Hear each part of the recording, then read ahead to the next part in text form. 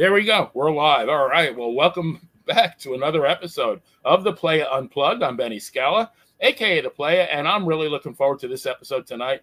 My guest is Mr. Gary Powers, who is the executive director and curator for the National Roller Derby Hall of Fame and Museum. Now, roller derby's been around for close to 100 years, hard to believe, but and at times has had enormous popularity throughout the United States. I loved it so much that it was Palm Sunday, 1970. I was all of 14 years old. I went to Madison Square Garden all by myself to catch my favorite team, the San Francisco Bay Bombers. And boy, do I have a story to tell about that night. But Gary, welcome, and thank you so much for being here. Thank you, Benny, for having me. It's always great to talk about roller derby, one of the great American unique sports entertainment things that ever happened in this country. And yeah, great to be here. Excellent. So I guess the best place to begin is at the beginning. I don't think many people realize that the Derby has been around that long. When and how did it start? Well, there was a sports promoter by the name of Leo Seltzer, okay. who originally was up in Seattle, Washington State, Oregon, up in the Northwest. In the early 1930s, he moved his family to Chicago when he got the lease on an old warhorse building called the Chicago Coliseum, which had hosted many presidential conventions over the years. And he began promoting events in there. And during the Great Depression, I mean, some of the things that he was promoting were like walkathons and dance-a-thons. I mean, you have to remember that back in the day, people didn't have TVs. Right. And spending 25 cents was a lot of money to go do something. You could go to the movies for 5 cents, 10 cents. Right. So there was a movie called They Shoot Horses, Don't They? About the dance marathons. And that's what was really, really popular, dance marathons and walkathons and just things to get people out of the house to go out to live sports. And there was also, back at the time, the early 1930s, bike races were very popular. And bike races were skated or were performed on these giant tracks that were banked at about 45-degree angles, and people loved them. And Leo Seltzer would get together with a lot of his promoting friends and sports writers in a restaurant in Chicago called Ricketts. And one night Leo had read this article in a magazine called the Literary Digest that said that more Americans roller skated than participated in any other kind of sport. And more women roller skated than men. So he was fascinated with this. And some of his friends said, I bet you can't come up with a sport that is about roller skating. And of course, he was thinking about the bike races on the track and the marathon races. So he came up with this idea of something called the Transcontinental Roller Derby, where it was a team of one man and one woman. And they would start like at 12 noon in the afternoon and go up until midnight the same day. And people would come out and pay 25 cents to come to the Chicago Coliseum. And they would watch these skaters just traveling around the track. And there was a giant map of the United States on the wall of the arena. And skaters would travel from one part of the country, from the West Coast all the way to the East Coast, over a period of 30 days. And there were cots in the middle of the infield. So, the guy skater would come off the track and the woman would take over, and the guy would sleep on the cot or just rest on the cot for a couple of hours. And then when the woman would come off, and it continued all day long. And they had comedians there telling jokes, and they had live bands. And so the first Transcontinental Roller Derby debuted in 1935, August 13th, 1935 at the Chicago Coliseum. And again, it was a sensation. I mean, it was something new. And one of the things that really captivated Chicago was the fact that there were women athletes. 100 years ago, women athletes, there weren't too many of them around. And people were just intrigued by the fact that here were these women that were basically skating in a sporting event, and they were playing by exact same rules as the men. So the first Derby was very successful. Leo Seltzer took it around the country. He went to Kansas City. He took it to Louisville. He took it around the Midwest, and the nation was really intrigued with this idea, this new sporting event, which was invented by an American, and it also had women involved. And they also noticed that a lot of times when the skaters would collide into each other, or there was a little bit of body contact, the fans went wild.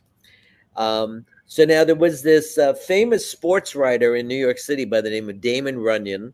Okay. And Damon Runyon was one of the first sports writers that when he wrote about a sporting event, it wasn't just about, he didn't talk about the scores or the players or anything. He described what was going on in the arena. Like, the 300-pound woman with two fat kids next to her eating cotton candy, or this person. And he described it, and it was a really different type of writing, something that sports writers had never seen. And in fact, nowadays, that type of writing is called, it's Runyonesque writing.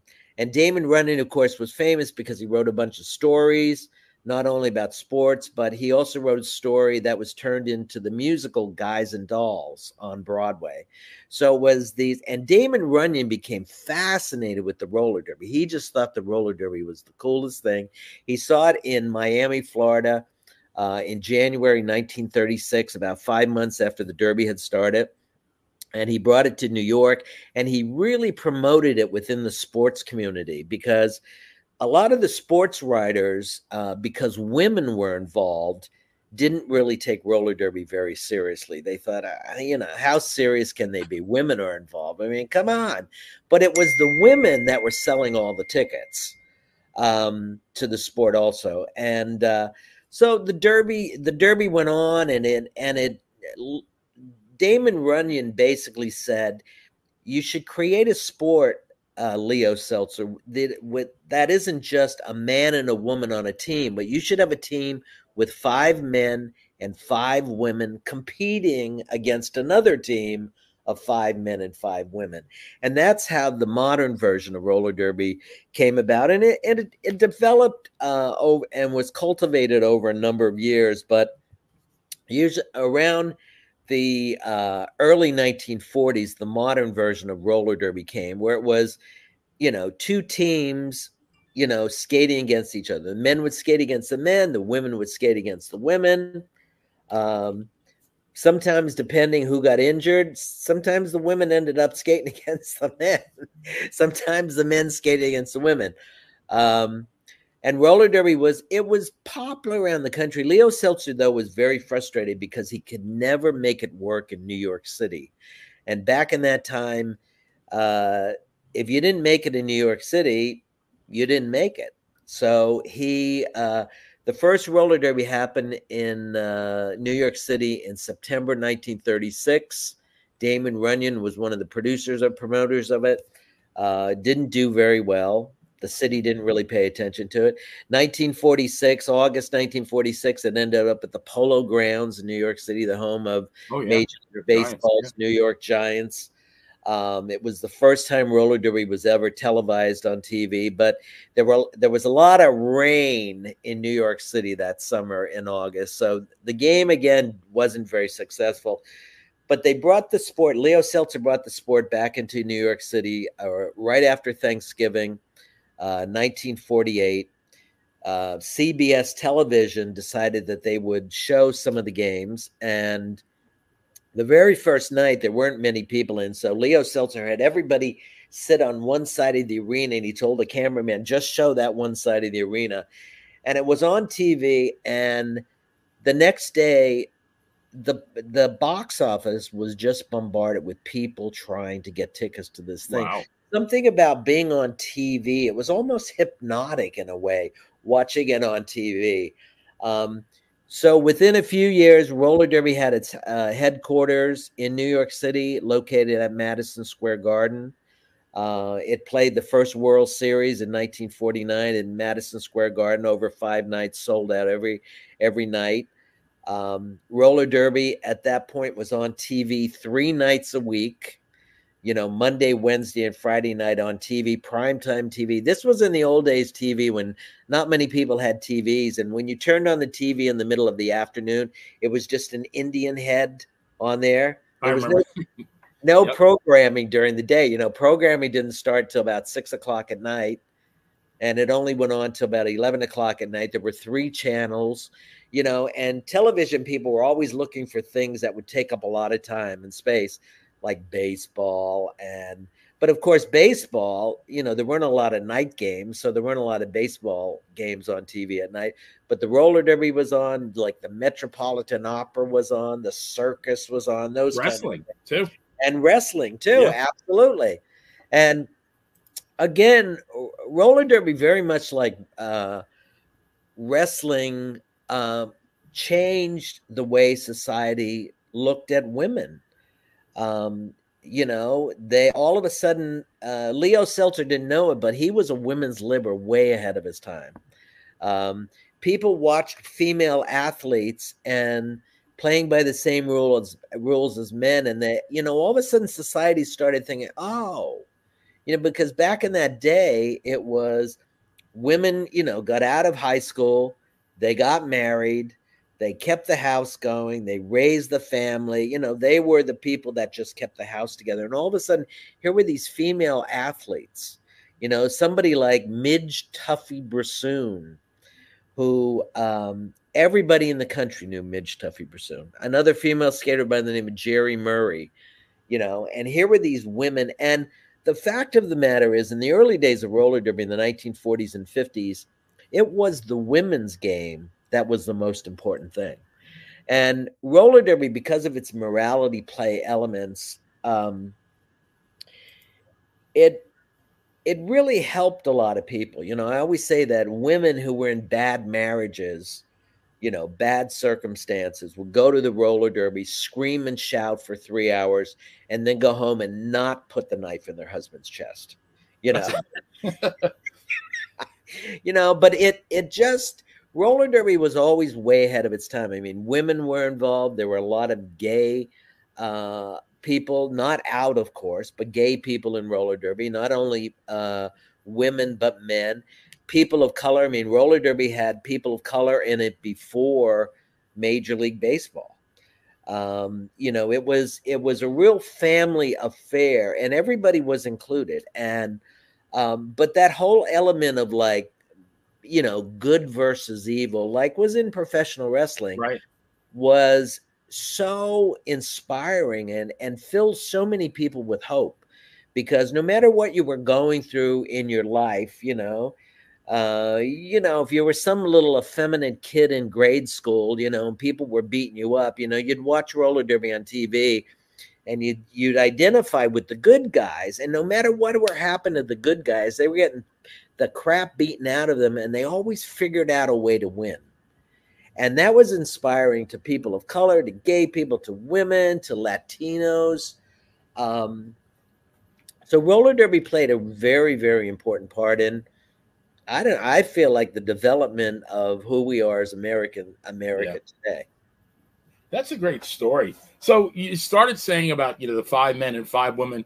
Tell everybody about the premise, the structure of the game. How many periods, how many minutes, what are the positions, and what is the actual objective of the game? Well, the game changed over the years. I mean, back in the 1950s, the periods, there were 8 periods in a game. The women would start the game. Sometimes in the 1950s, the men would start the game. There would be a period of 20 minutes. The idea of the game is 5 skaters from each team on the track. There would be the start of a jam, and the jams in the beginning would go about 2 minutes. Eventually, they went down to 1.5 minutes. They eventually, in the 1960s and 70s, went down to 1 minute as the skaters became much, much faster. But during the jam, there would be, originally there were not different positions. Anybody could start a jam and try to score by lapping the pack. So they would leave the pack of skaters. They would try to come up to the back of the pack and pass skaters from the opposing team. And for every skater they pass, they would get a point. Now, in the 1960s, in the early 1960s, they decided that there would be, in the 5 skaters, there would be 2 jammers who would be the scorers. There would be 2 blockers who would be the people on defense. And then there would be 1 skater who was a pivot skater, usually the best skater on the team. And that skater could either block or jam. For instance, so the pivot skater was like a third jammer, a third scorer. And so within the one great thing about roller derby, it was always called a very simple game, because you could watch roller derby and within a couple of minutes, you knew exactly what the premise of the game was. I mean, the clock would start, these jammers would start at the back of the pack, make their way through the pack, come around the track and try to lap opposing skaters. And for every opposing skater they lapped, they would get a point. But of course, the skaters they were trying to pass were also trying to block them out and keep them from scoring. So somebody like Ronnie Robinson, Sugar Ray Robinson's son, he would use leg blocks, lift his leg up to stop somebody. They did jump blocks where they'd actually jump in the, from roller skates up in the air and block somebody with their entire bodies. Some skaters would get together with, put their arms together and clothesline. Clothesline. Yeah. But it was, again, by the late 1940s, as I said, and the early 50s, roller derby was the biggest thing in the country. I mean, the skaters were on every national magazine and every newspaper, on television programs. And then roller derby was one of the first sports that was overexposed on TV.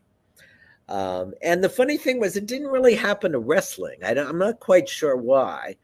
But people, as they got TVs, more and more people got TVs, they thought, well, why should we go out to the arena and watch it in person when we can just watch it from our home on TV? So roller derby was over, it was on 3 nights a week on TV. It was on all the time. Leo Seltzer couldn't really get a good contract with the major networks. And he got frustrated and just decided, you know what? I'm leaving. I'm leaving New York City. We're moving out of New York City. He moved everything to the West Coast in 1954 to Los Angeles. By the end of the 1950s, his son took over. His son, Jerry Seltzer, took over the sport. And Jerry Seltzer was a really incredible promoter and entrepreneur. At one point, he was going to buy the Oakland Seals NHL hockey team. Okay.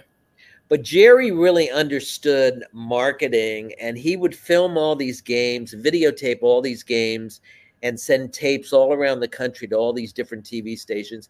He had a market of like 120 TV stations, and basically every broadcast of roller derby was like a commercial for the national tour.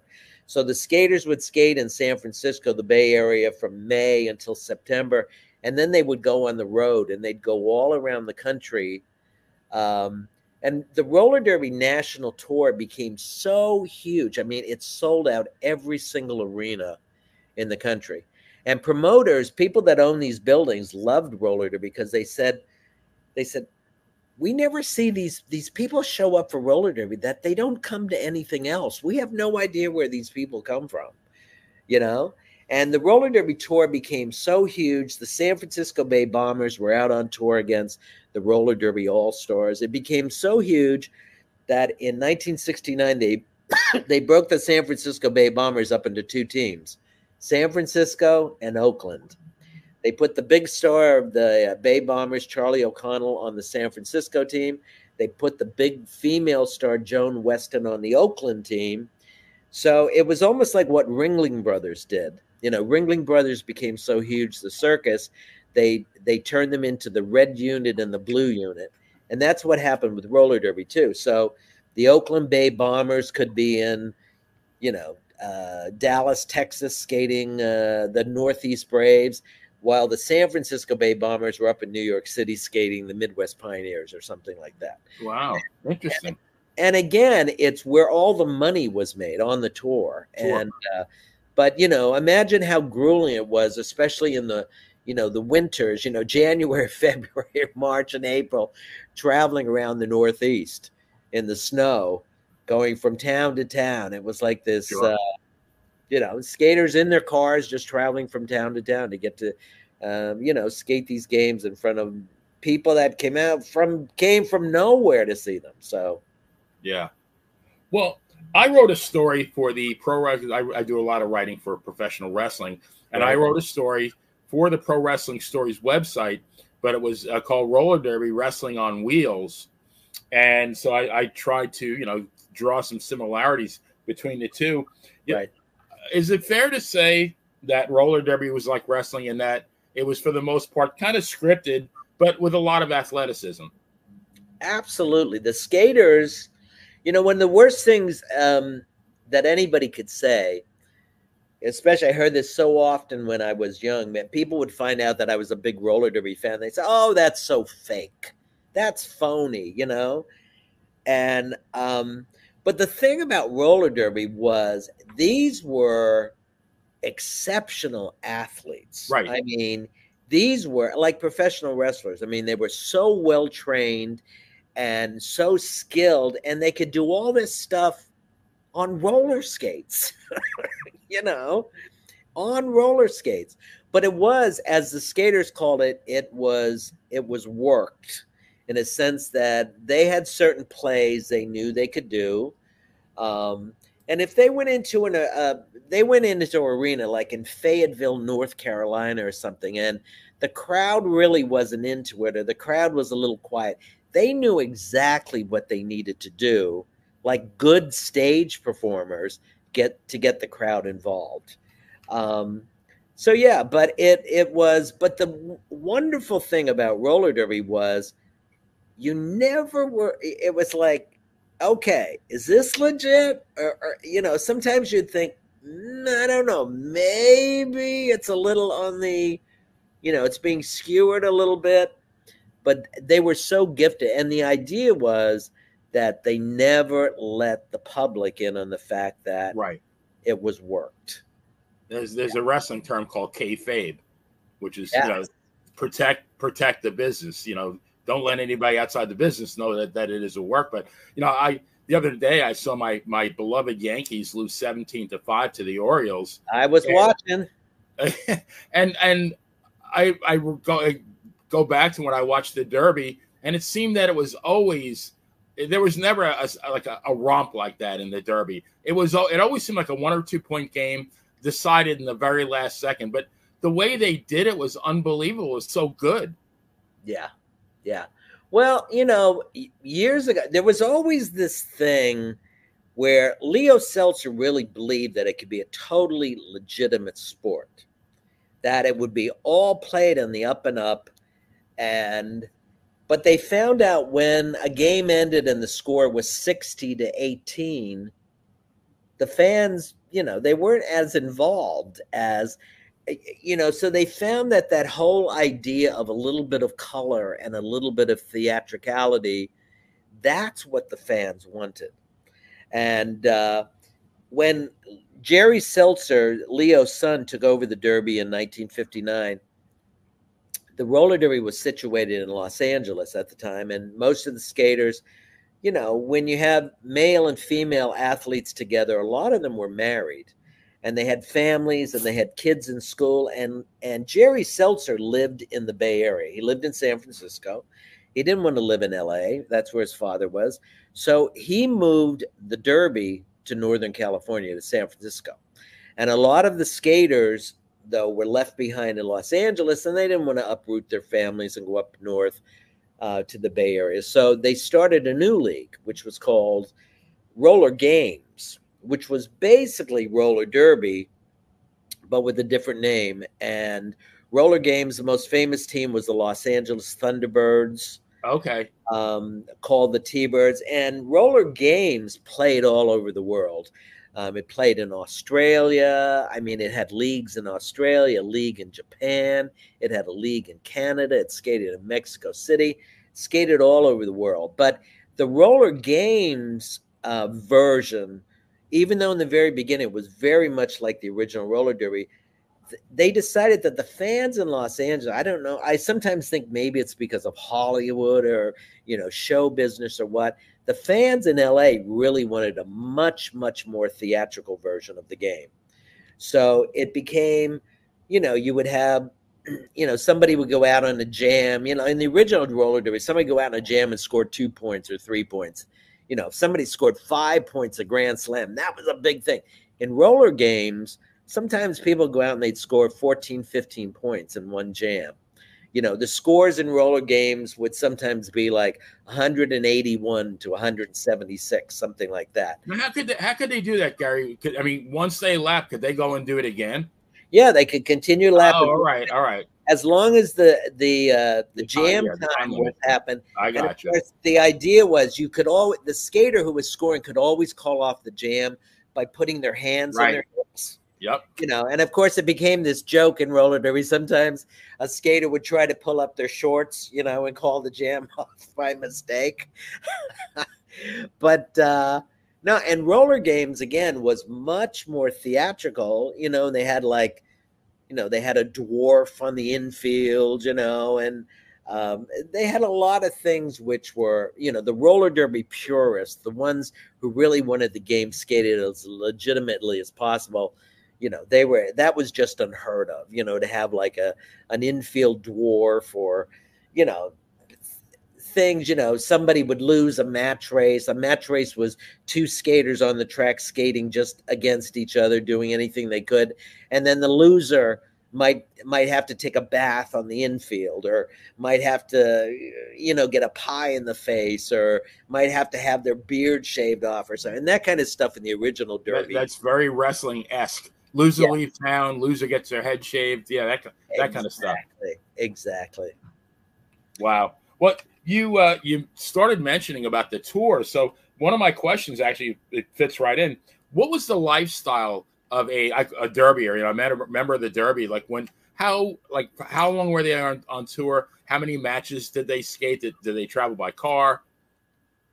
Well, the thing was, in the original derby, the one that Jerry Seltzer had in Northern California, if you were on the home team, the Bay Bombers, you skated from May until September, 6 nights a week. You usually had Monday off, and sometimes they didn't have Monday off, but they usually skated 6 nights a week in the Bay Area, selling out every game.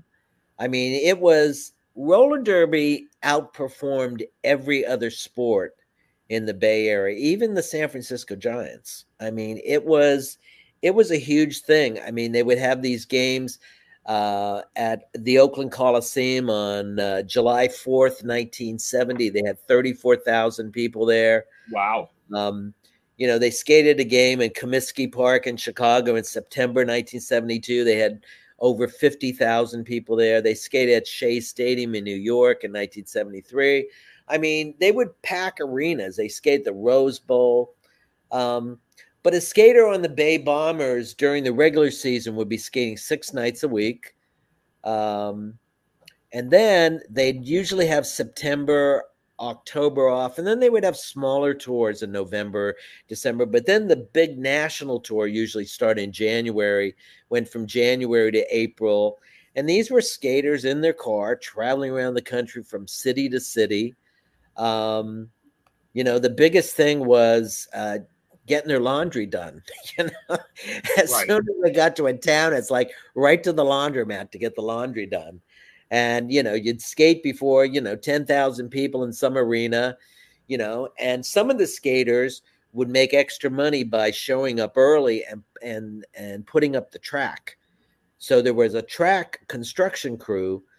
They could make extra money that, and then the game was over, and of course they'd have to take the track down, put it in a truck. The truck will go off to the next city, and a lot of times they were skating 6-7 nights a week, all over the country.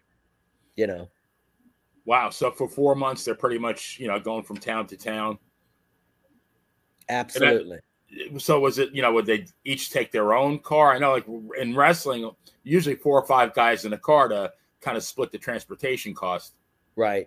And that the same thing happened in the Derby too. A lot of skaters would be together. I mean, some of the bigger stars were like, "No, it's just me and the wife. Forget it." And somebody like Joan Weston, who was a really smart woman, probably the biggest star, the female star in Derby in the 60s and 70s. I mean, and she loved traveling around the country, and she always wanted to go to all these different sites, like the Grand Canyon, or we go to this place. And a lot of the younger skaters were just like, it's just a big hole in the ground. What do you want to go see that for? But I mean, imagine what it's like to, go from city to city and city, and skaters were treated like rock stars. They were huge. It was a big, big thing. Now, Gary, so my memory, Joni Weston, Charlie O'Connell, you got Ronnie Robinson, who else? You got Mike Gammon. Judy what was his wife's name? Was Judy McGuire. Yep. Yeah. Tony Rowland, Carol Peanuts Lowry. Did Bill Grohl, I guess it was? Bill Grohl, yep. What kind of money did they make, the stars, say? Well, it was always reported that Charlie O'Connell was the highest paid skater in roller derby. He made over $50,000 a year, which again, money back then. It was big money back then, absolutely. Yeah. And one of the perks that Charlie had was that he had his own credit card that the company paid for. So anything he needed, the company paid for it. And Charlie also had a bar in the Bay Area. He hired a lot of skaters to work at the bar when they weren't on the track. And again, every week on the TV broadcast, they talked about Charlie's bar. So it was like an advertisement for his bar every week. So he was making a lot of money that way. Other skaters, the women, of course, were not generally paid as much. Joan Weston probably was the highest paid skater, making $35,000 a year. Calvello made about the same. That's pretty healthy salary, though, back in the 60s, 70s. Absolutely. But again, just having these skaters, having them travel around the country the way they did, I mean, it was a hard life sometimes, Yeah. Again, in professional wrestling at that time, there were 30 territories around the country. Right. And even within a territory, there was one that was called Mid-South, which was Oklahoma, Arkansas, part of Texas, Louisiana. And these guys sometimes would have like they'd wrestle at 8, 9 at night, and then they'd hit the road because they had maybe a 6-hour drive to somewhere in Louisiana where they were going to wrestle the next day. So very, very similar. But I did want to ask about you mentioned the IRDL was one of the International Roller Derby League, and then there was the Roller Games. Right. So I went to the Garden. I think I said Palm Sunday, 1970. I think at that time, that set an indoor record for attendance. It did. Yep. I think it was the Bombers and the Pioneers, if my memory serves me correctly. It was a long, long time ago. But but my understanding is the IRDL didn't last much longer after that. How come that happened? Because they were doing so well. Well, a lot of things. I mean, the game that you're talking about, March 22nd, 1970, did break a record. I mean, it was the largest indoor attendance of roller derby at the time, over 19,500 people at Madison Square Garden. And what we call the suits at Madison Square Garden were very interested in the roller derby at that time. And they made arrangements with Jerry Seltzer because at that time in the 1970s, I mean, roller derby was selling out every arena in the country. And the mainstream press, sports press, they just didn't understand it. They're like, how can this be? It's the roller derby. I mean, come on. Frank DeFord, an incredible sports writer, His very first book was about the roller derby, called Five Strides on the Bank Track, The Life and Times of the Roller Derby. And he went on the road with the roller derby, and he just fell in love with it, because originally Sports Illustrated wanted him to go on the road with the roller derby and expose it, because they knew something was up. There was no way it could be that popular. And he went on the road with the roller derby and absolutely fell in love with it. There was a gigantic spread in Sports Illustrated on March 3rd, 1969, Vince Lombardi on the cover, and there was a 8-page story by Frank Deford about the roller derby. Made a lot of the regular sports people get really upset, okay? But roller derby was so popular. The people at Madison Square Garden wanted their own team, so they started the New York Chiefs. They brought back the New York Chiefs. In the fall of 1971, they totally reorganized the league. Charlie O'Connell, who had been with the San Francisco Bay Bombers from 1957 until 1971, went to the New York Chiefs, became the coach of the New York Chiefs. Joan Weston went to the Midwest Pioneers, the Chicago Pioneers. She was the biggest name on the women's field. Calvello was with the Jolters team in Cincinnati. But the thing was, there were a lot of things that happened in 1973. I mean, roller derby was still selling out everything. Jerry Seltzer had promoted this big championship game at Shea Stadium over Memorial Day, 1973. And roller derby was always it was a family-run business. Like many of them are. And Jerry Seltzer really depended upon all of these promoters and people that he worked with that always take care of the roller derby, because the roller derby was great for everybody. I mean, if you're selling out, some arena in Akron, Ohio, the arena's doing great, but just from selling concessions itself. So it's like, yeah, they want the roller derby there. Well, Jerry Seltzer did this big game at Shea Stadium in 1973. The tickets were being sold by Ticketmaster, and maybe a week before the game, he called up, he got the numbers. They had sold 20,000 tickets for the event. He called them a week later, like 2 days before the game, and they said, oh, yeah, we've sold 20,000 tickets. And he said, but that's how many you sold last week. And here, he didn't know it, but the Ticketmaster system had been down for a week, and nobody even bothered to tell him. And he got really frustrated and disheartened by the way the roller derby was being treated. But he became very, very interested in ticket selling. And here was this man who was trying to make the roller derby run and really doing it all on his own, basically. And he didn't feel like he was getting a lot of support. And in the fall of 1973, there was a gasoline shortage, an oil crisis in the world. There wasn't enough oil. I remember that. Oh, yeah. Yep. And there were big lines. And all of a sudden, all these are, big lines for gasoline. And all of a sudden, these arenas that always had welcomed the roller derby were like, we can't heat the building when you're here, and nobody's going to be able to get gas to come to see the games. So all of a sudden, it's like he wasn't selling any tickets, but he was very interested in the ticketing business.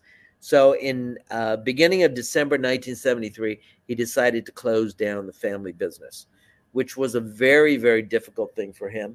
And he ended up selling everything to Roller Games out of Southern California. Jerry Seltzer then went into the ticketing business. He created something called the Bass Tickets in Northern California, which was eventually bought out by Ticketron, and Jerry Seltzer became an executive at Ticketmaster.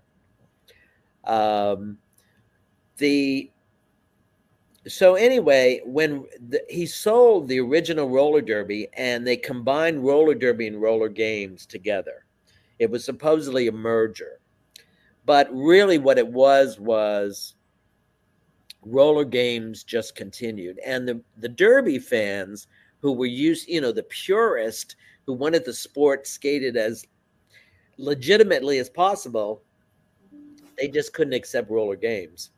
And the roller games fans, all of a sudden, the team that was always there, 46 weeks a year, their team was off skating in Los Angeles somewhere, So the whole thing just fell apart. And nobody was happy. And it fell apart like within 2 years, it was gone. Everything was gone. Wow. So you mentioned Charlie O'Connell being with the Bombers for 15 seasons. How did that work? Were there contracts, like annual contracts, so they couldn't jump teams? Did they ever trade players? Well, there were always trades, but again, one of the things, fans of the sport are constantly asking, how could this thing that was selling out every arena in the country in the early 70s, 34,000 people in the Oakland Coliseum Stadium, 50,000 people at Comiskey, how could it end? What? But the truth of the matter was, every team, every skater was owned by the Seltzer family. So, of course, if the Bay Bombers had been owned by somebody, and the Pioneers had been owned by somebody, and the Chiefs had been, and if one of these people decided they didn't want to do it anymore, everybody else would have jumped in, like in any other sport. That wasn't the case in roller derby because Jerry Seltzer owned everything. Right. And after him, Bill Griffith with roller games owned everything. So, yeah, there were trades, but it was, listen, sometimes in roller derby, there were trades made for, not the usual reasons. Like there might be two girls that were on one team having an affair with each other, and all of a sudden they broke up. It's like, we got to trade her. Yeah, we got to trade her to that other team, Right. Charlie O'Connell, when he came to the Bay Bombers, was romantically involved for 3 years with Ann Calvello. And they were both white shirt, stars of the Derby, stars of the Bay Bombers, the most popular skaters on the Bay Bombers. And after they broke up, Charlie O'Connell basically went to Jerry Seltzer and said, listen, you can either have me on the team or you can have Calvello on the team. You can't have us both. So they sent Calvello off packing. And, of course, she became one of the greatest, what you'd call in wrestling, heels in the business. A heel, right. Yeah, she became, she was upset, of course, because, here I'm the big star of the Bay Bombers, a big female star, and they're getting rid of me. But in a way, it was like the best thing that ever happened to her in her career because now she traveled. She was, after Tuffy Bursoon, the most famous female red shirt in the history of the game. Right. Did they actually keep stats? Like I know that I think Mike Gammon was like a rookie of the year. Charlie O'Connell won the MVP award. Did they keep stats on the points at all? They did, but it wasn't like Major League Baseball. Yeah, it wasn't like other sports. I mean, they did keep the stats, but it wasn't anything that anybody was, it's not like, I mean, I'm a huge baseball fan. I mean, I subscribe to MLB Network. Yeah, I mean, I watched every game the Yankees are. In fact, the Yankees are on right now playing the Mets. Yeah. But no, it's not like baseball where people can, we've become huge hockey fans out here too in Southern California. We have a brand new hockey team that this past Monday lost the Calder Cup, the AHL, to the Hershey Bears. But again, hockey and those other sports, they kept precise records. They didn't really do that in roller derby because, again, fans, they didn't really care about, like scores or, it's not even like one-loss records for the teams. No. And here's the thing, okay? A lot of times it'd be like, in the early 70s, there'd be like 4 teams in the league, in the roller derby league, 4 teams in the league. And then it would come playoff time, and all 4 teams would be in the playoffs because, it's like you need 4 teams to have a good playoff. Yeah, but I mean, what was the regular season about? Most professional sports league, it's about getting the best record, so you're in the playoffs. But the Midwest Pioneers could have lost every single game that they skated, and they'd still be in the playoffs. So that kind of stuff didn't really, Yeah, it didn't matter a whole lot to the roller derby right. fans. Would it be safe to say, like I remember growing up in New York, I think it was Lindsey Nelson broadcast Notre Dame highlights. I'd see him every Sunday, I think it actually was. Um, so to me, like Notre Dame was America's team as far as college. Would it be safe to say that the Bombers were America's team as far as the Derby? Absolutely. Absolutely. Yeah. I And mean, when they toured, were they typically the favorites? oh yeah, absolutely. I mean, it, because the truth of the matter is the fans, they were watching the Bay Bombers on TV every week. So when the Bay Bombers came to town, I mean, that's who they were there to cheer for. The Bay Bomber, and the Bay Bombers were so huge that they could split them up into two teams, one from San Francisco, one from Oakland. Right. And people didn't care. They just wanted to see the Bay Bombers. Yeah. Yeah, no, that brings back a lot of memories. So, Gary, where is the museum? The museum right now is in storage. Okay. I was going to ask if it's open to the public, but well, it will be open to the public very shortly. The museum in my relationship with when I was a 12-year-old kid. And I was obsessed with roller derby. I mean, I couldn't get enough of it. I mean, I was just obsessed with roller derby. When I was about to turn 12, my father died very suddenly. Oh my gosh. 12-year-old kid. My father drops dead one Wow. day.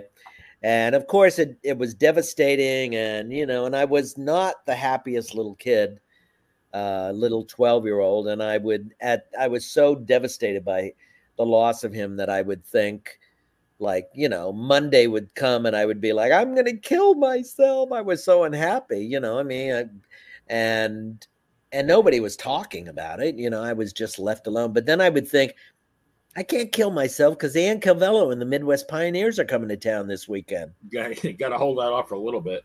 Yeah. So, and I feel really like these skaters in many ways saved my life as a kid because I was obsessed. I mean, can you imagine me watching Ann Calvello on TV every week and then later in life spending the night at her house and having Ann Calvello knock on the door of the bedroom and bring me coffee in the morning?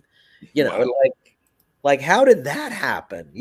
Or have Mike Gammon come to my house or have lunch with Judy McGuire and Charlie O'Connell in Palm Springs or Unreal.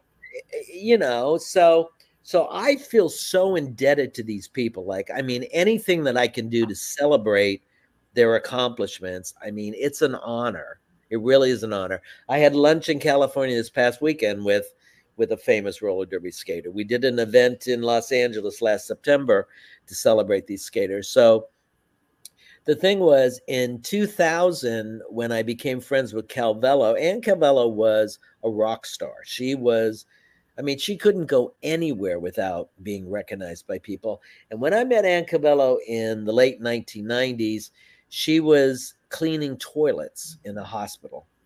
I mean, and bagging groceries. And so I started something at the time called the Roller Derby Foundation, and I basically began raising money for former skaters by selling videotapes of games, selling programs, anything I could get my hands on that I could sell. And all the money went to these skaters.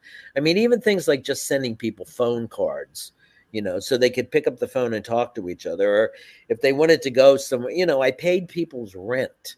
I paid Calvello's rent for a long, long time. That's very similar to the Cauliflower Alley Club for professional wrestling. Yeah. Same kind of things. Yeah, well, it's that thing where there was no union for these skaters. They didn't get anything. And I saw people trying to make money off of their accomplishments, and I thought, well, why should you be making money off them? They're the ones who were these incredible athletes. So we did the Roller Derby Foundation. That went on, and we brought people together around the country, fans and skaters. We did events in Chicago, Los Angeles, Philadelphia, New York City, all around the country, in Des Moines, Iowa. bringing skaters and fans together. And you know how it is when you get a bunch of wrestling fans together with wrestlers. They all talk the same language, you know. Absolutely. You don't have to explain anything. It's like, Nope. you know, and so anyway, we did that, the Roller Derby Foundation in 2000. 2004, I asked Jerry Seltzer if I could reopen the Roller Derby Hall of Fame, because it had the original Roller Derby Hall of Fame opened in 1952. It had been at Madison Square Garden for some time. And then when the Derby closed in 1973, the Hall of Fame closed. So we reopened the Roller Derby Hall of Fame in 2004, so that we, like people like Mike Gammon and Joan Weston and Judy McGuire, they were not in the Hall of Fame. I mean, these incredible, iconic people, athletes. So we inducted them into the Hall of Fame. And we made a distinction. So it wasn't about, you know, just the Derby. It was also roller games. We also opened up wings to wings for the announcers, for executives, for referees, for writers. Damon Runyon is in the Hall of Fame now. But again, it's all about celebrating the accomplishments of these people. And they were just phenomenal athletes. And that's what it's all about. So anyway, the Roller Derby Hall of Fame was in Brooklyn for the first 10 years. And then 9 years ago, I moved to Southern California, and I was in the process of finding a place for the Hall of Fame to reopen, because we have the largest collection of roller derby memorabilia in the world. We have over 200 jerseys. We have over 700 programs. We have pennants. We have all kinds of things. History, and skaters donate things to me all the time. And so we were trying to find a place out here in California, and then the pandemic hit. So I have recently taken over a brand new space here in Palm Springs. I've opened up a theater company called the Revolution Stage Company. And we will be not only presenting a musical called Roller Derby the Musical. Oh, wow. But we'll also be showcasing the Roller Derby collection here in Palm Springs. So that'll be happening sometime this fall. That's excellent. Thank you. You just mentioned announcers. Now, the guy I remember is Walt Harris, and I believe Walt Harris also did announcing for, I believe, Roy Shire in San Francisco. He did. Yeah. Great announcer. Walt Harris was perfect for the roller derby because he was in awe of the skaters. I mean, he was, again, he had watched professional wrestling. He had called professional wrestling for a long time, was in awe of those athletes. And again, you know, the bottom line, I mean, skaters always say to me how much it touches them when I call them athletes. Because, you know, you somehow forget about, you know, these are great performers out there, whether in the ring or on the track. And you sometimes forget about all the hard work that goes into being a really conditioned, fine athlete. I mean, I look at some of these wrestlers.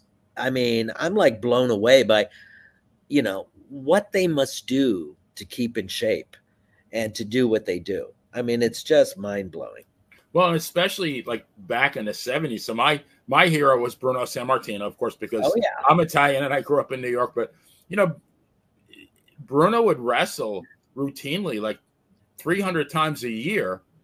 And many of his matches were 60-minute draws. I mean, to wrestle, I mean, they didn't really move around fast like they do now. I mean, now they're more acrobats than actually wrestlers. But, you know, you're wrestling a 400-pound guy like Gorilla Monsoon. There is a lot of physicality. And, I mean, to do that for an hour, that takes a lot of conditioning. Well, I was a big fan of Bruno Sammartino, too, as a kid. I mean, George the Animal Steele was the best. The Professor Tanaka. With the salt. Oh, it was just, you know, and then I remember going down into Florida in the early 70s and seeing Dusty Rhodes, you know, wrestle. And I mean, these were like phenomenal athletes. I mean, I sometimes think they don't get enough credit for, you know, people just sort of, of course you have to be in shape and you have to, but I mean, That's a lot of hard work. Well, and I think there's another similarity to roller derby in that, back in the day before cable, all you had was, when you had the territories, you had your local TV show, Yeah. and then you had your interviews. And, Ray Morgan, who was the announcer for back in the early or late 60s, I think he actually dated back to the late 50s through about 1970. And he'd have these interviews, and Bruno did not wrestle on TV, but he'd bring Bruno on for a minute or two, and Yep. Bruno would talk about the Garden that that month. And guess what? I think Bruno sold out the Garden 188 times in his career. Yeah. They just had a formula. They knew what to do. And these guys don't really get enough credit. They've never got enough credit as the showmen that they were, because they really made you believe that you were watching a fight. Well, I mean, like I said, as a kid, George the Animal Steele, He was scary. I mean, he was brilliant. It was like he knew. And then later I would read about him in real life, and I was like, wow. Very smart man, right? He had a master's degree. Yeah. But I think that, and I always say, listen, I think in the world we live in nowadays, we need more of these morality plays. We need to see more of the good guys, and, because in the world we live in nowadays, it seems like a lot of the bad guys never get their comeuppance, they get pardoned or whatever. You know what I mean? It's we need the good guys. And I think especially little kids need to see this idea that no matter what's going on in your life, if you're a good person and you do right, you're gonna succeed and you're gonna win. You know? No, you really nailed it, because one of my there's a wrestling movie. It's a documentary, and one of the gentlemen in the movie, his name was Howard Jerome. He played a German heel back in the 60s, but he said something that has stuck with me, like for the number of years since I saw that movie. And he said, there is a fundamental longing in the human heart to see good triumph over evil. Absolutely. And I think that's what roller derby was built on, and that's what wrestling was built on back in the 60s and 70s. But now the lines have become very blurred. Right. You'll have a guy who's a heel that people will cheer for. You'll have a baby face that they'll start saying boring. There's no longer that you don't identify with your hero anymore. You're more likely, you're just as likely to identify with a heel, a bad guy. And I think I would like to see it more back to the way it was, where somebody that stood for good and virtue, like Bob Backlund back in the days. Bob Backlund, I think if he started wrestling 10 years ago, he never would have made it. They would have just, they would have booed him out of the arena. Yeah. No, I think what you're saying is so important, and I really do believe, I think kids today, they really need heroes. It's like if you said to somebody today, who are your heroes? I'm not sure who they would say, because it's become really muddied and it's not as clear as it is. And listen, I'm one of these people that it's like, I don't believe life is all black or white. I mean, I think, there's a lot of stuff that's in the gray areas, and we're all human beings. We're not perfect. We all screw up. We all make mistakes. But I also think that idea of having people that you can aspire to be, that are really good people, and showing you that just by being a good person, you're going to succeed. I think that's a really important message that's lacking today. Well, last question. So will we ever see a resurgence of the Derby to the level that we saw it back in the 70s? People hate it when I say it, but I don't believe it's going to happen. I agree with you. I'm kind of sad that you said that, but I believe the same thing. And it really, I would love to see it make a comeback.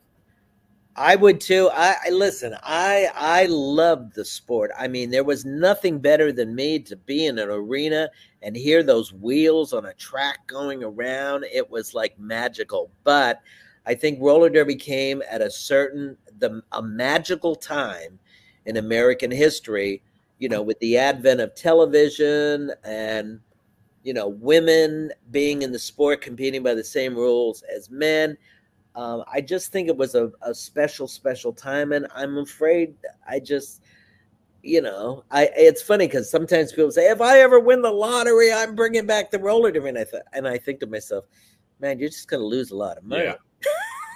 It's funny, and we just touched on this. And you mentioned Professor Tanaka. Yeah.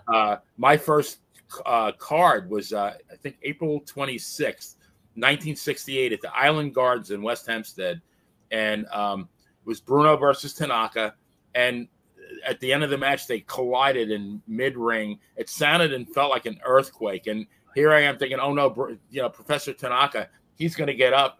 He's going to get up at 10, and Bruno's going to lose. And of course, Bruno got up at 9 7/8, and so my world was safe for the time being. But I went there thinking that people were going to fight, and I think now people go to they go to any place. I'm close to Amalie Arena. They don't go there thinking that. They go there thinking, well, I'm going to get entertained tonight, and it's a huge difference. Yep, absolutely. Well, we can, I'm not one of those that thinks it's ever going to come back, but really for the rest of my life, I'll just always celebrate these incredible athletes and what they accomplished. And I'll make sure that on some level, they're never going to be forgotten. No, I totally agree. So, folks, that's the final buzzer, and it's time for us to skate home. Gary, I cannot thank you enough. This was so much fun, and I learned so much about the Derby. I mean, I've loved the Derby for 55 years, so It was so good to hear that, somebody else who really, really knew what the Derby was all about. So thank you for that. Thank you. And I have a lot of photos from that game, color photos from March 22nd, 1970. Wow. I'm going to send them to you. I might be in one of them. Who knows? So, Gary, real quick, how do people find you on social media? They can find me at www.rollerderbyhallofame.com. They can also, I wish I could say I'm one of these young kids on Instagram and all that stuff. I think I'm on Instagram, actually. But we also have a website, National Roller Derby Hall of Fame, on Facebook. Okay. I think I've been on that. Yes. Yep, and your Facebook page is very informative. Thank you. Well, like I said, it's all about celebrating the accomplishments of these people. I mean, I can't believe these people I watched on TV are in my life, and anything I can do to celebrate them. It's really funny you said that because, my birthday was on Monday, and, I'm getting a lot of wishes from my friends, and here I get an instant message, and it was from John Rodriguez, who is known in the wrestling world as the unpredictable Johnny Rods. I love it. I'm thinking I've had a couple of chats with him on the phone over the years. He helped me do work on a couple of the stories I wrote. I'm thinking I used to watch you when I was 12 years old. And now you're on the phone with me telling me stories about Andre the Giant and Baron Cicluna and Bruno and Dominic DeNucci. It's surreal. I tell my friends, I pinch myself, but at my age, I'm afraid of clotting. But it will never get old. It is just, it's such a thrill. And I'm still in awe of these guys because of what they did. But so again, Gary, thank you, folks. Please hit the like button and subscribe to this great channel, and keep your eye out for the next episode of the Playa Unplugged. So for Gary Powers, the play is out, but I'll be back. There is no doubt. Good night, folks. Thank you, Benny. All right. And that's a wrap. Excellent.